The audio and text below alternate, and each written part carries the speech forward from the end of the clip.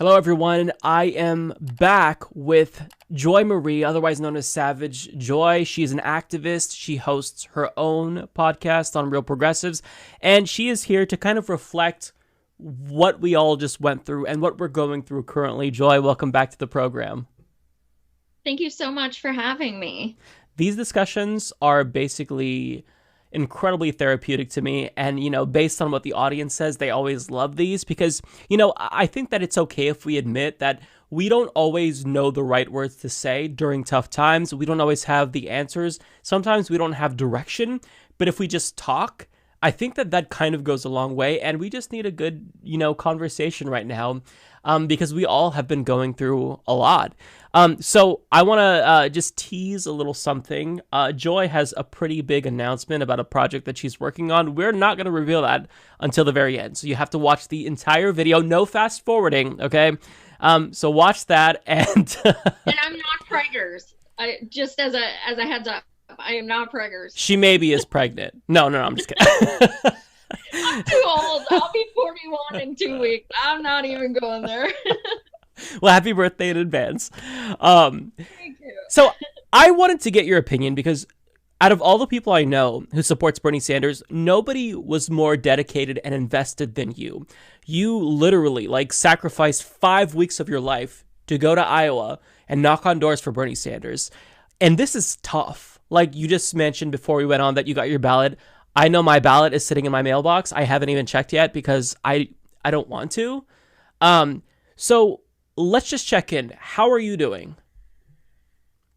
I'm pretty heartbroken still. You know, it's I would say it's 2016 all over again, but it's not. It's worse because it's like the second time. So there's kind of this PTSD of sorts with this, the death of democracy again. Yeah, so I went to Iowa, I left my family, and I knew one person in the entire state. I had never been there. And I went for 5 weeks and, knocked on hundreds of doors and ice and snow and like -4 degrees and, just made thousands of phone calls. I was there caucus night and everything helping. And I was so envious of everyone who was getting to vote, caucus, but, to vote. And I was like, I can't wait to get back to Pennsylvania and start, being active there for our primary. And I came back, they made me victory captain. And, so I was going to be training people, things like that, on how to do phone banking and such. Unfortunately, a connection I have in the campaign let me know the Sunday before Bernie dropped that he was going to be dropping. And it was devastating because, I still had scheduled trainings the next 3 days. And I am extremely dedicated. And they were like, why can't you do it? And I was like, I'm just not feeling like I can convince people to vote for him right now and stuff like that. And I still haven't watched the video where Bernie dropped. I can't. I don't want to see it. All I know is he dropped. That's all I want to know. That's all I care about. Yeah. I don't need to see him, because I know it was hard for him. I know, but it's as someone who has given, so much to this campaign emotionally and physically and monetarily and things like that, I absolutely feel a sense of betrayal. Did I expect him to take it to convention again? You're damn right I did. Um, COVID fucked everything. I mean, let's keep it real. It fucked everything. And maybe he'd still be in the race if it wasn't for COVID, but he dropped too early. Now all the states are mail-in ballot. So it's not like that's, putting people at risk necessarily because we can all vote by mail. So he just dropped way too prematurely. And and it's hurtful. And today I got my ballot, which I've been waiting for over a year. Finally got it, and I had like a full-on ugly cry when I checked that box, because I'm like, here's, it's all coming to fruition. Here it is. It's a culmination of everything I gave my life for. But it's not the same, because he's not going to be president now. There's no hope of that. It's done. He's 78. He's not running again. It's done. Where the hell do we go from here? I don't know. Yeah. I'm like a lot of people. I don't know. Yeah, I genuinely don't know. I feel like a lot of anger. I feel in some ways energized, but also, demoralized. And I don't know where to take, the energy, the anger, and place it next. Like, all of this can't just dissipate into thin air. Like, it has to go somewhere. We have to channel it. But right now, I don't think anybody really has a clear-cut solution, because movements, I don't necessarily think that they hinge entirely on a leader, but it really helps to have a leader, to have a face. I mean, part of the reason why I truly believe Occupy wasn't successful is because it was a leaderless movement. There was no hierarchy, and there are benefits to that. But at the same time, if you don't have someone kind of guiding and steering the movement in a way, it really is difficult to maintain. So my number one goal is just to make sure that the whole crew stays together. Like, this energy for Medicare for all, and, all these things that Bernie Sanders brought to the forefront, it's not going to just go away. So we have to make sure that the team stays together to continue fighting. But in terms of how we continue that fight, I genuinely don't know. And I agree with you. I was really, really, I was saddened when he dropped out. He did drop out too early. And in a way, I don't necessarily know if this is just because, I still feel admittedly emotional because of all of this. I kind of resent Bernie in a way. Like, I don't hate Bernie, but I feel angry because it feels like we all poured so much into this, our hearts and souls, time, energy, resources. And I just feel like he didn't fight hard enough. And, I, from the beginning, have been saying you've got to be tougher. You've got to hit Joe Biden. And he never did. But at the same time, I can rationalize his decision to not hit Joe Biden because his strategy was working. He was leading in the polls, right? So it wasn't necessarily something that I thought was sinking his campaign until after Super Tuesday. That was a different race. And at that point in time, Bernie needed to really look in the mirror and ask himself if he truly wants to win. And I never thought that he did that. He changed nothing.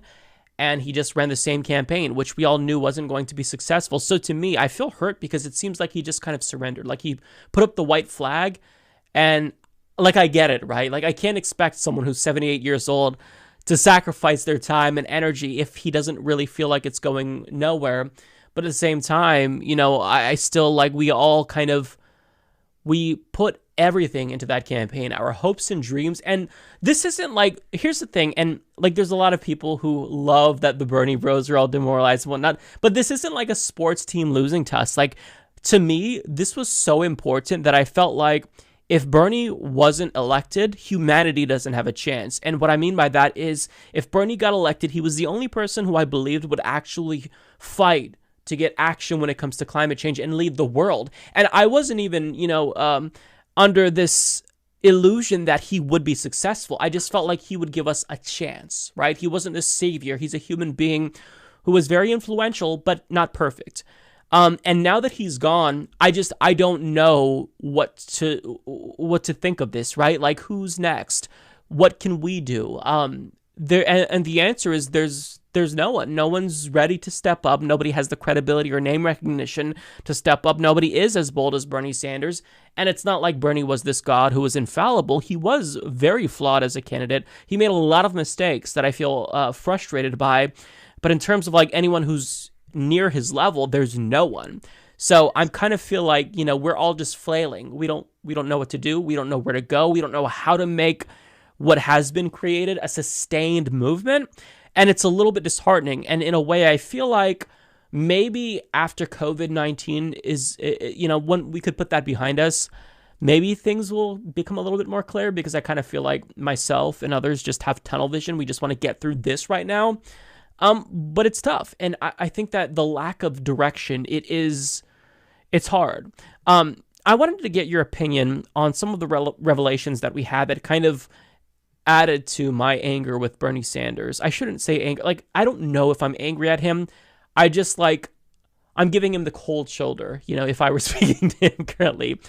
We learned he and I are separated right now. We're not divorced, but we're separated. We need couples therapy, like 100%.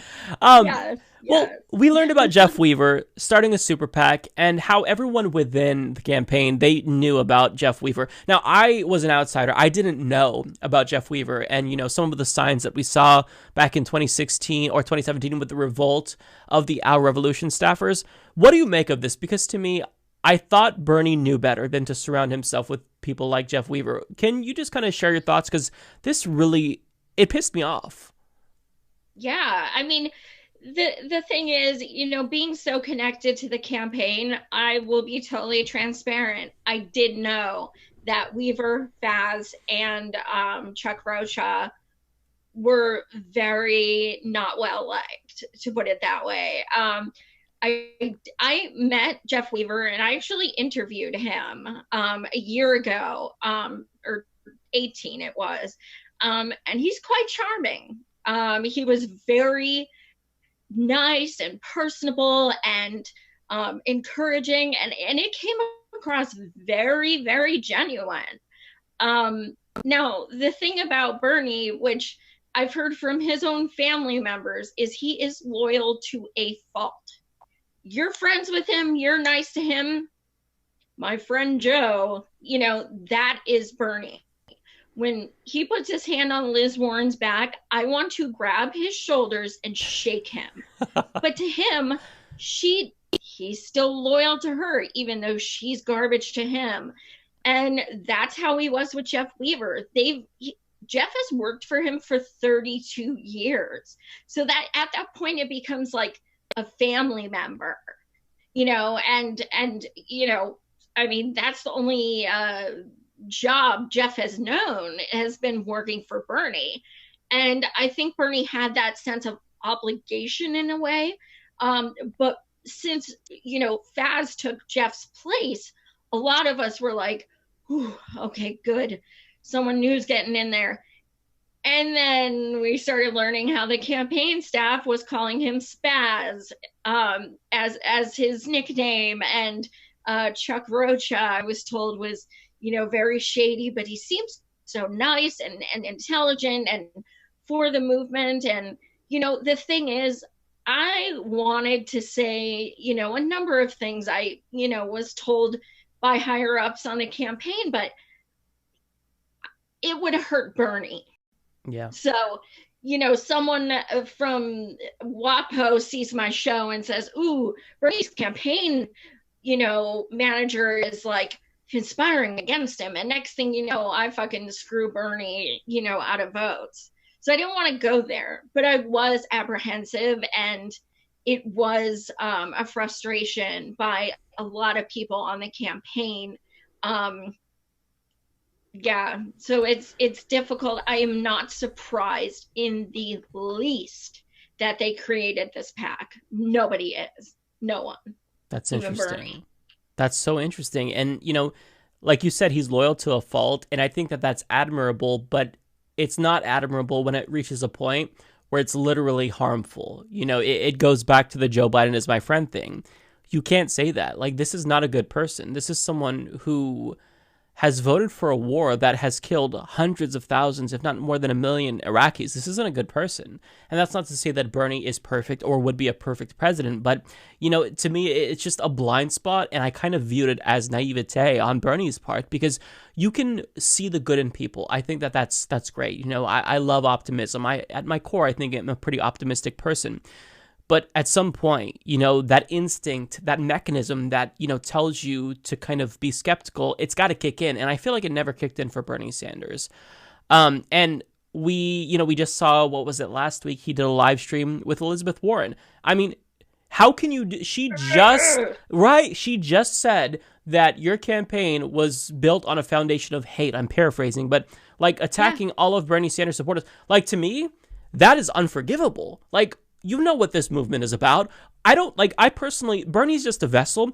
I want policies. Give me policies and I'll shut up and go away. Give me Medicare for all and the wars. These are like very simple things that we want. So to say that that's motivated by a foundation of hate, he should have called her out publicly for this. Some things are just beyond the pale, and what she did to try to sink him, that's not what friends do. That's not what friends do. You know, if you're genuinely a friend, like the way that Joe Biden treated him, Joe Biden's characters are finding out about the sexual assault allegations. At some point, you've got to reevaluate who you're friends with and realize if they're kind of bringing you down. And I just feel like Bernie never did that. And I don't want people to think I'm against Bernie and I'm just dogging on Bernie. But I do think that if we want to be successful at anything going forward, we have to be introspective and we have to ask these tough questions, because Bernie is not a cult leader. And I think that the mainstream media is surprised how, you know, we are able to criticize him so easily after they called us a cult for 2 years or 4 years. But I mean, I want to be successful and I want the policies that I advocate for to be codified into law one day. So we have to kind of look ourselves in the mirror and ask, where did we go wrong? And this is kind of what I wanted to pick your brain about, because I think that there's a lot of things that Bernie could have done better. But at the same time, I think that there are also things that are kind of outside of our control. I don't think there's anything that he could have done to rein in the media bias. He could have maybe called it out more. I don't know that that would have helped. But just within the realm of things that we can control, what do you think, if you were advising Bernie, you would have told him to do? And just in your opinion, this is loaded, you might not have an answer. What do you think is the number one thing that led to his demise? I kind of have a theory, but I want to hear what you have to say so we can compare notes. Two things I think which led to us losing votes are A, Joe Biden's my friend, and B, yes, I believe he can win against Trump. Yeah. Never say that about your opponent. First of all, it's not true. He can't win against Trump. We all know this. Biden's going to lose. If they don't, you know, if they keep him in there, he will lose. We will have Trump again. That's a fact. So the fact that Bernie was like, yes, I can, you know, and he kept saying it. No, Bernie, shut up. Say, I believe I'm the only one who can win. Because then he would say, you know, I don't think status quo can win against Trump. I don't think big money can win against Trump. Yeah, I believe Joe can beat him. No, dude, he can't. So I think, you know, when people are watching this and they're undecided, yeah, even Bernie said Joe can beat Trump. No, he can't. So I think he played it way too soft. I mean, in 2016, we were like, go harder on Hillary. She's garbage, you know, but he went harder on her than he did on Joe. Yeah. I mean, the one debate when he was like, I'm going to ask you a third time. Did you say you'd cut Social Security? I was like, yes, finally, let's go, Bernie. Yes, yes, yes. And then it was one night only. He stopped. It was like, no, I finally thought you were going to like go hard. Like it was, I don't know, you know, what was said or what was done. I don't know. All I know is I keep thinking back to in 2018 when I interviewed Jeff Weaver, and he had just come out with this book, and he was telling me about how, and I do believe him on this, I really do, because we had a lengthy discussion about how psychologically and mentally it affected Bernie so much when Trump won, because he did partially feel responsible. I mean, he was in a place nobody else in the world was in. And he's in that place again. He's being held to make all of his bros fall in line, which we're not going to, but he's being held to that expectation. And we cannot truly fathom what that's like for him. And that's not to rationalize or make excuses. That is just literally the case. He does feel a very big sense of responsibility to get Trump out of office because he knows he's being blamed for him being in it in the first place. And when countless people say that, it kind of fucks with your head. And you're like, maybe I did kind of help. We all knew he didn't. But I get it. He has that sense of responsibility that none of us can comprehend. As far as, complaining about the media and stuff, that to me is kind of hopeless, just because when Trump does it, people flip out. Oh, there's like a Nazi. You're saying, the media is awful. And, and Bernie came out with an article that said he thinks the media is one of the reasons he lost, and it just was not good. So I think really just the main things were, well, and also, he took on Iowa for the inconsistencies. What about Massachusetts? What about Texas? What about you winning California and not getting delegates for over a month? Why aren't you saying these things? Like, us as volunteers worked for these votes. We worked for these delegates. We deserve them. So the fact that you're not saying, as a campaign, we have every right to say, you know what? Our exit polls show not only did we win, we won by far, and now we're coming in like third. You know what I mean? It wasn't making sense. So yes, we could have taken on individual states more as well. I feel like after Iowa, he wouldn't have been unreasonable to request an audit of every single primary after that. I mean, that's something that was unprecedented. We've never seen anything like that. And I don't necessarily know that there's anything there with the exit polls. I know that they oversample younger people, but at the same time, when we saw what happened with Iowa, like, I was already calling for, some type of international organization to oversee our elections, because you can't. Here's the thing. Regardless of the outcome, you can't have people lose faith in the process. And one thing that's become abundantly clear is that nobody trusts the process. You can't have a democracy if people don't trust the process, because then, they don't actually feel like their votes mean anything. And when people check out of democracy, democracy dies. And I'm not saying that to be hyperbolic. I'm saying, like, comparatively speaking, in these types of countries, mostly younger democracies, when people check out and stop voting, they end up dying, or they slide into illiberalism or authoritarianism. So, I mean, the people who claim to care about democracy, they're not taking this seriously. Even just the fact that we have 100 million people that don't vote, that is a huge, huge red flag. It doesn't bode well for, the long-term strength of our democracy, and nobody's taking it seriously. So, one thing to me, and I'm not 100% sure that this is like the smoking gun, the one thing that led to Bernie losing. And I think that he could have made some adjustments afterwards. But I think that after South Carolina, Obama getting everyone to kind of coalesce around Joe Biden, that really did have a substantial effect. And I can't remember who conducted the study, but they showed like the differences between the left and centrist is that they really respect party figures. Nancy Pelosi, Barack Obama, like, these people, they say something and it's like gospel, whereas the left obviously isn't like that. We're like, fuck the authority. So when Obama got everyone to coalesce, like when everyone kind of dropped out behind the scenes, we all knew it was Obama, and endorsed, Joe Biden. That was huge. It changed the entire dynamic of the race. And I think that largely that is one of the biggest things that led to Bernie's loss. I can't say, like, it's too soon to say that's definitely what did it, but it was one of the factors, Oh no, unquestionably. I agree. Yeah. If all those people stayed in, vote would have kept being split. I mean, that is absolutely the number one reason. Mathematically, 100%. It's as soon as they dropped out, that's when, okay, you have two candidates. That's it. Before you had six. Well, they go different ways. Well, now you have two. And unfortunately, Biden voters, their second choice was Bernie. I never believed that until I was at a caucus site in Iowa and Joe Biden was not viable in my location, and the majority of them came to me. That's in crazy. My section, which was insane. I'm like, they're so different. Yeah, they're both like old white dudes, but like they couldn't be more different.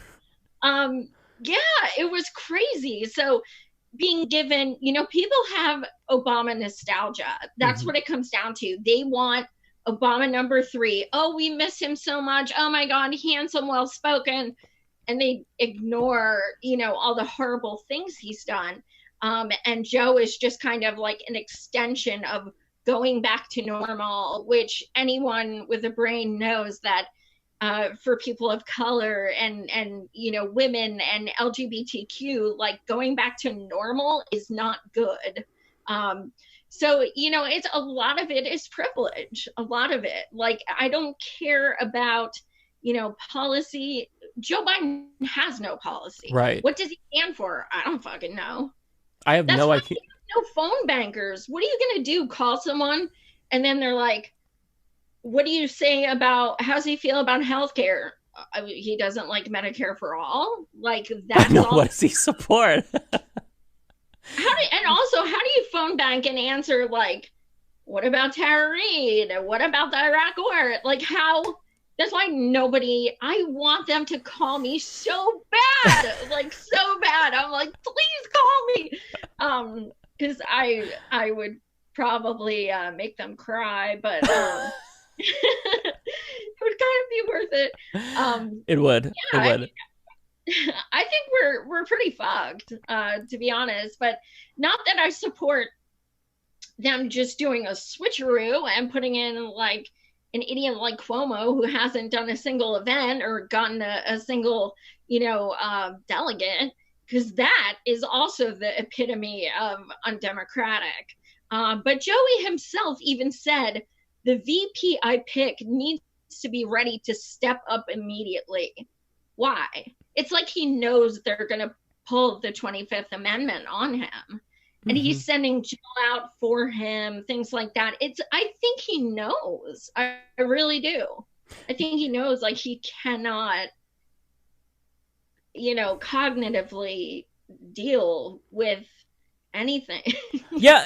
I mean, to me, my feelings are kind of all over the place on that, because it's like, to my core, I have to be consistent. And if Joe Biden got more votes, all right, no matter how he got those votes, he gets to be the nominee. That's just fair is fair, right?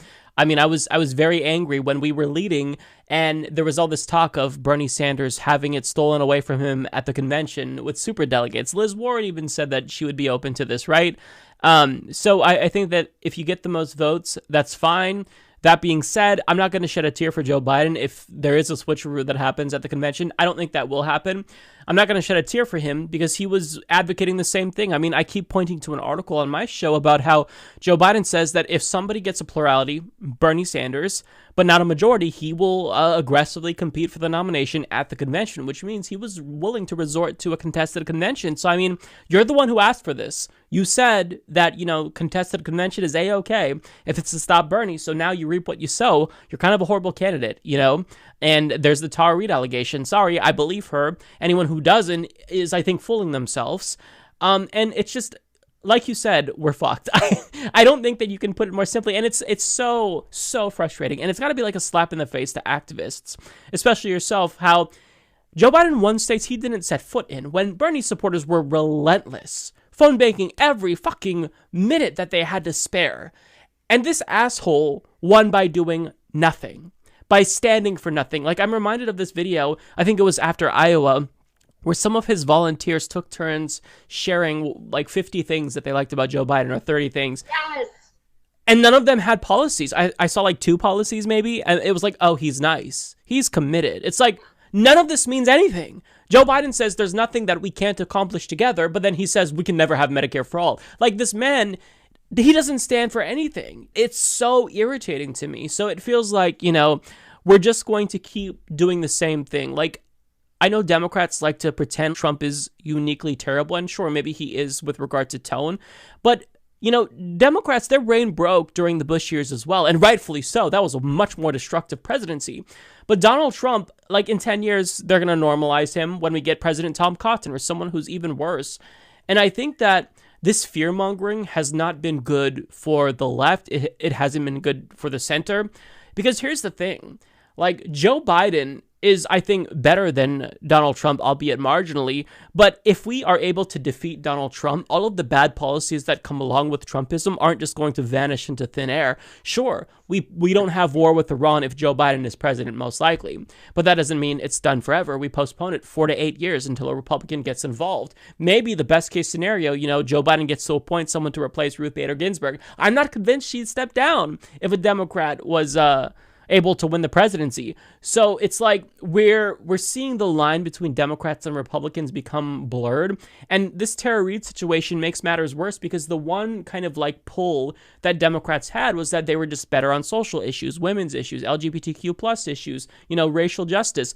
And now they're proving that they literally stand for absolutely nothing. So what are we supposed to do? Like, we don't have real choices in this country. And I don't like the talk of just getting a third party. Like, we need fundamental reform.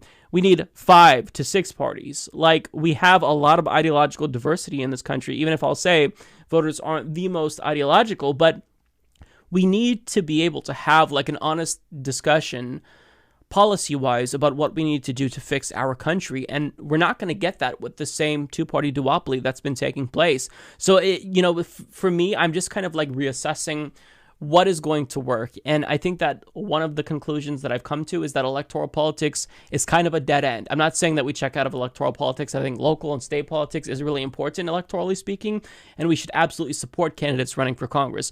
But in terms of just like only eyeing the presidency, I don't think that that's going to make us successful in the long run. I mean, it was nice because we're this close. We're this close to getting the most powerful office in the land, but it didn't work. And nobody else is going to be able to fill that void that Bernie Sanders is leaving. So I think the biggest question is, what's next? And there's no answer to that.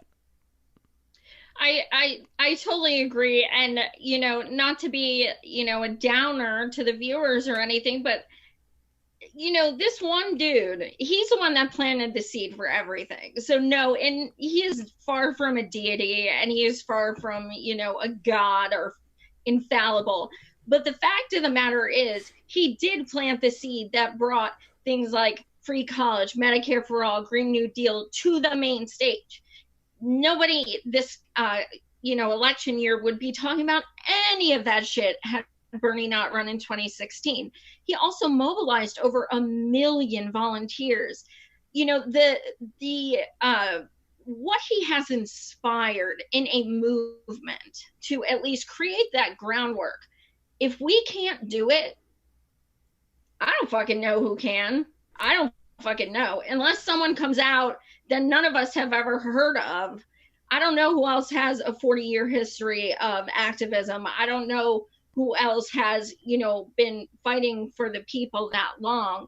I feel like if we can't do it with him on the ballot, I just kind of don't have hope in that regard at all. It's so hard to have hope, right? I mean, I kind of like, I'll go back and forth. Like, sometimes I'll feel genuinely hopeful and optimistic, but then other times I'll feel like that was stupid, that optimism was pointless, like nothing is going to amount to anything. But I mean, at the end of the day, one thing that we have going for us, and I use the word going for us, loosely because it's not a good thing, is that all of the material conditions that existed that, are plaguing the working class, they existed before we really knew about Bernie Sanders as a country, and they're going to continue to be an issue going forward. So long as these issues are there is going to be a type of, I don't know, there's going to be an opportunity, and it's just a matter of how a movement or a person seizes on that opportunity. And the problem is that it's not necessarily like good actors that can use that opportunity. We see, rising fascism around the world. It's not just in the United States with Donald Trump. He seized on that. He seized on the material conditions in the United States. So it's just a matter of like, who's going to get to it first? And it's a question that I don't know. Like, we don't know the end of the story. Not that this story really has an end, but we don't necessarily know what's going to happen. Is it going to get better or just progressively worse and we become acclimated to the shit situation? And I think that all of this uncertainty is what's driving a lot of like the depression and the demoralization, because it is tough. Like, you want some sense of what the future is going to be. And you can have a loose sense, right? None of us know what's in store for us. Things can change on a dime like that. But, if you can kind of anticipate, all right, well, there's a general way that the wind is blowing. We have Bernie Sanders and, we're inching towards progressivism. The younger generation, anyone who's under 45 basically is very progressive. So that's what we have in store for us. I think that's something to hang on to possibly, but then I also tell myself conditions can change. I don't think it's as easy as some people are saying that we just wait for the boomers to die. Not that, we love boomers. There's a lot of great boomers in the Bernie movement, but it's not so easy as waiting for the next generation to die off because people's opinions change over time. And someone who supports Bernie today, 10 years from now, could be duped by some different ideology. People aren't as consistent and principled as I would have liked to have thought they were. And this election is definitely showing that with the Tara Reade stuff. I mean, I believed Democrats when they came out against Brett Kavanaugh swinging, because I believe Christine Blasey Ford. And I thought, well, it's great that we at least have allies in power who are looking out for women, at least, rhetorically, at least when it comes to, these issues. And now it's mask off for everyone. Nobody cares. Everyone just wants power. And I don't know how to process that. And I think a lot of people don't know how to process that. And I don't know what to do with that information. I don't know how to work within the confines of that very disgusting system. And I don't know. Yeah, absolutely. I think one of the things I'm looking forward to is, I protested at Occupy DNC at the convention in 2016. 6 days marching like 8 miles a day and over 100 degrees. I mean, it was insane. But I couldn't have gone through that week were it not for my brothers and sisters with me. So I will be doing that again. I already have my place booked in Milwaukee, so I'll be flying out from Pennsylvania. It is, according to Tom Perez, not that I trust him, but he said in his squeaky, annoying voice that it's still going on. He said that a few days ago. So if it's still going on, I am there. I am in the streets. I'll be filming. If it does become virtual and it's canceled, I am organizing with one other person a protest in DC at the DNC headquarters. Either way, they're going to fucking hear me. Either way, I will be there and I will have other comrades, whoever wants to come. They're going to listen, period. What will it do? I don't know, but it fucking felt good when I did it before. I mean, at least selfishly, I don't know, but at least it felt good. Like it felt like I'm, saying like, fuck you, like, and look at the Dem exit numbers. Like you did this yourself. Tough shit. Yeah, they're hemorrhaging support, and that will continue. And maybe, Joe Biden can squeak by and win, but that's not going to change the underlying issues with the Democratic Party. And I will say one good thing that we can take away from this election, and just Bernie Sanders, that phenomenon in general, even if it's over, I think, and this is corny, one of the greatest gifts that he gave us was each other. We've made so many great friends, throughout this process. There's so many people that I know personally, like my mom, who was awakened politically for the first time. And this is so special. Like that, there's real value in that.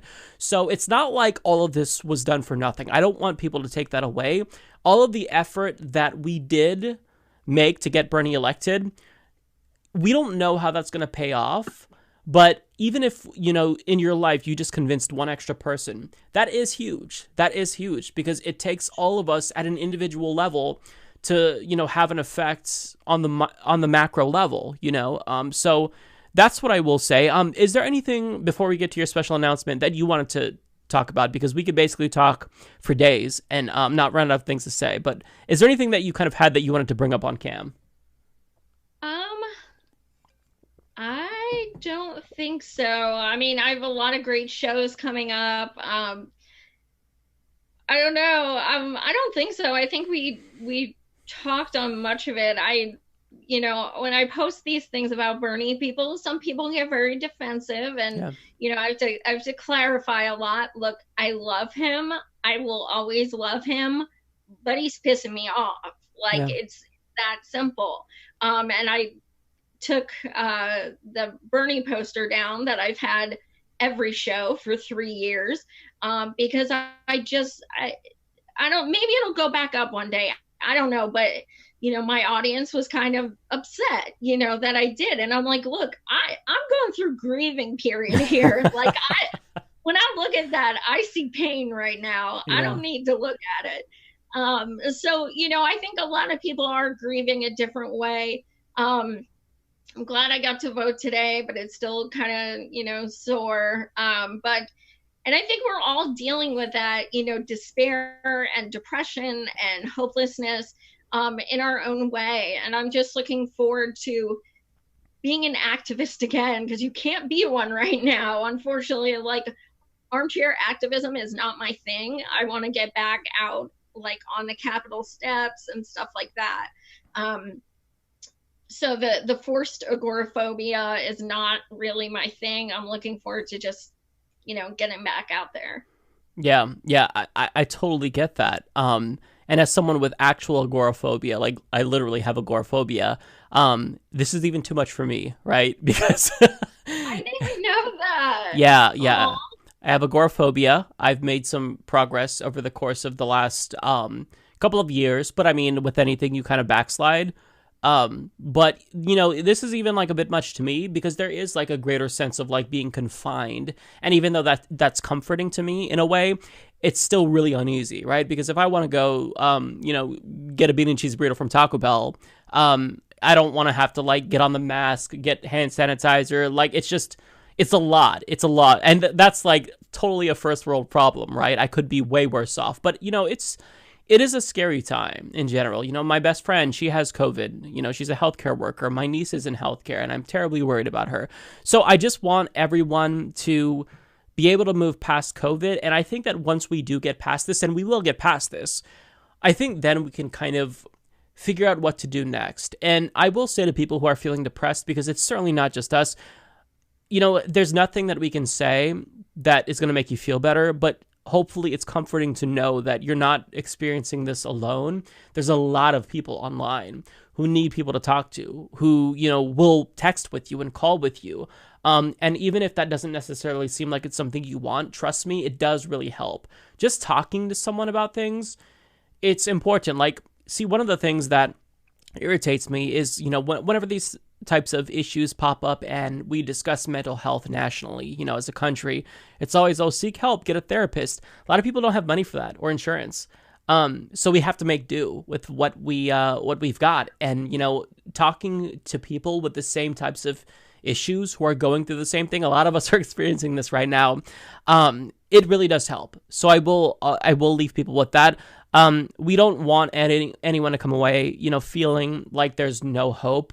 It feels like that now, but there have been times where we felt like this before, and we felt hopeful again, like the world keeps turning, the sun will rise again. But right now, it's all darkness, and it sucks. It seems like there's no light at the end of the tunnel, but I genuinely believe, as I said, to my core, I am an optimist. I believe things will get better. And that's deep within, like you have to like really dig to find that belief in me, but I know it's there. And I know that things will get better. It's not going to be perfect. We're not going to live in a utopia, but better than now. Because how could it possibly, well, I shouldn't say how could it get worse. But yeah, I think things are good. I'm not going to jinx it, knock on wood, but I think, the thing is like, I get so down sometimes, and then I think, it's kind of trite, but like at the end of the day, I do not want Neera Tanden and Alyssa Milano giving each other cheers with mimosas that I'm crying in the corner. So fuck that. Like, they're not going to see me like continually like down, because that's what they want. And it's trite, but it's freaking true. They relish in us being sad. Oh, Bernie dropped. They don't get it. It's not, in their conceptually, they're just too immature, but so fuck it, Yeah. Don't be down and out. We're allowed to be down, but get back up. Exactly. If anything, be more annoying, be a bigger thorn in the sides of the establishment. Give these fuckers hell, because they've given it to us. And yeah, I think that's such a great thing to point out. Like, don't be down, because that's exactly what they want. And they've won. But I mean, the fact that we almost won is kind of astonishing, because this is like a grassroots movement, and we took on a capitalist machine, like a global capitalist leader. Like, that's kind of fucking insane if you think about what we went up against. And we almost won, right? We didn't, but it's still remarkable. So there is a there. We just gotta harness it and try to move on. So I will say that you have a very special announcement about the next project that you're working on. I got spoilers, and I love it. I'm so excited. Take it away, Joy.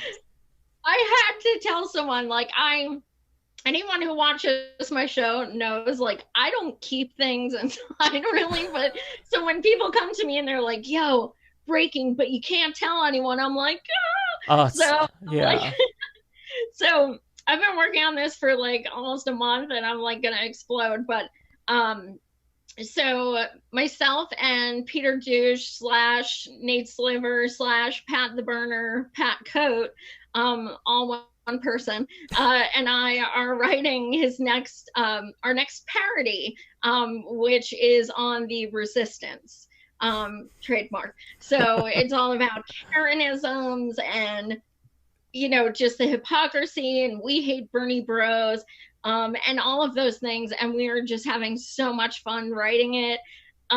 We have given ourselves a due date of June 30th, and we will be doing pre-orders sometime around there. And the reason we're trying to write it so quickly, well, first of all, the resistors on Twitter are kind of helping us write it themselves, to be quite honest. Yep. But the reason we we set that date for next month is because we hope to have them edited and printed by the time we go to convention, so we can, you know, sign them for people and stuff there. Pat's last book, the Peter Douche book, was a huge success. So one day I was like, I'm so fucking depressed, write a book with me. And he's like, really? I was like, yes. And he's like, okay. I was like, yay. So we've just been having a blast with it, and I'm so happy that I finally got to say something, because I haven't even told my organization that my show is on. Like, literally nobody knows except my husband and you and Peter Douche. Like, that's incredible. But I will say that all of our favorite characters are going to be in it. All of our favorite shit libs make at least a small appearance. And all I'll say is some of our favorite Berners will make an appearance too. Nice. So it's geared to make people laugh, and it's actually making us laugh while we're writing it. So I think it'll be kind of cathartic for people to be like, oh my God, I saw people say that. It's so hilarious. Like, and just kind of, you know, if we don't laugh, we'll cry, like that kind of thing.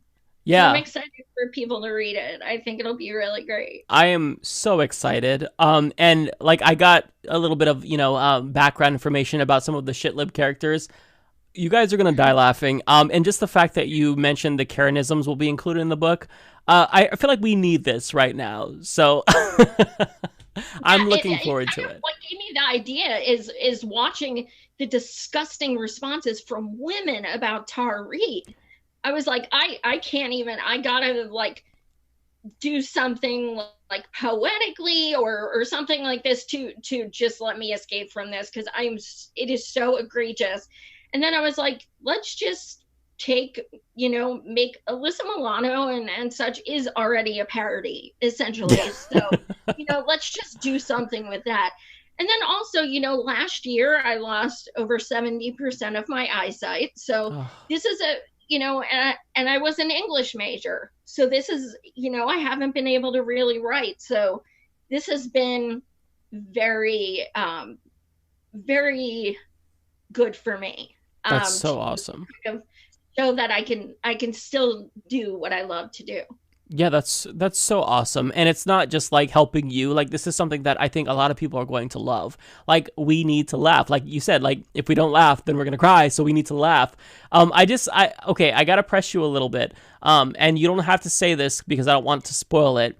But Alyssa Milano's character, can we get any background on that? Any name for her? I'm not gonna give her name, but let's just say we are kind of going through tweets to kind of, I mean, there's no way you're not gonna know who these characters are. Yeah, yeah. Let's just put it that way. Like, if you're on Twitter, you know who these people are. Oh yeah. Period.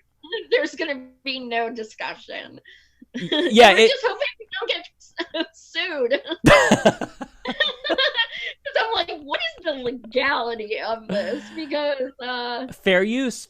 I've had to be very, very like I had to do a lot of research about fair use, and that's all parody. That's fair game, so they can't touch it. And if they try, they're in the wrong. But I mean, we're only saying what they said, so if they find it offensive, they need to be self-critical, because we're just literally saying what they themselves said. Yeah, stop being such a self-parody if you don't want to be in a literal parody book. Like maybe that, I'm looking forward to it. They don't turn around and write one about me. They'll be like, she talks like a valley girl, and all this shit will come out. I'm like, but fair game, I guess. Hey, they're not artistic enough to do something like that. These are shills. These are corporate ghouls. They don't care. So we've got to make fun of them, because that's all we got. That's the best that we can do to make ourselves feel better. And anyone who is like very online on Twitter, I already know that they're gonna love this based on what you've told me behind the scenes. So yeah, we'll bring you and Pat the Burner back on to talk about this when it releases. Always got to support progressive projects. I'm looking forward to this. Joy, tell the people what we can do to watch your show and where to find you online. So you can find me on Twitter at SavageJoyMarie1. And that's good to follow me for all my upcoming shows, and also for updates on the book, and a link to pre-order.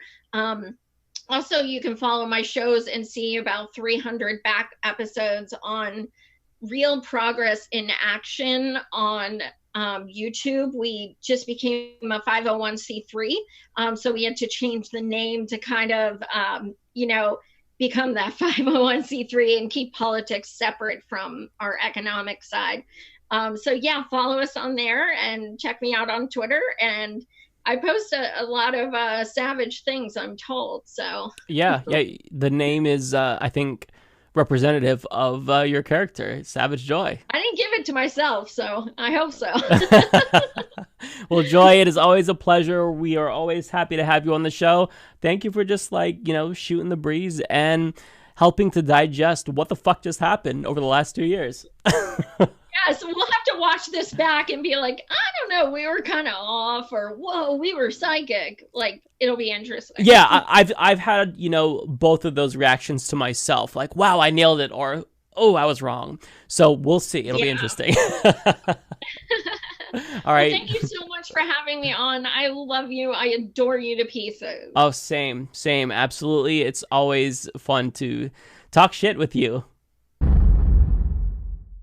Subscribe if you like this video, folks. Mike's tremendous, and he's doing a really, really good job. Many people are telling me about how wonderful the Humanist Report is. Bigly.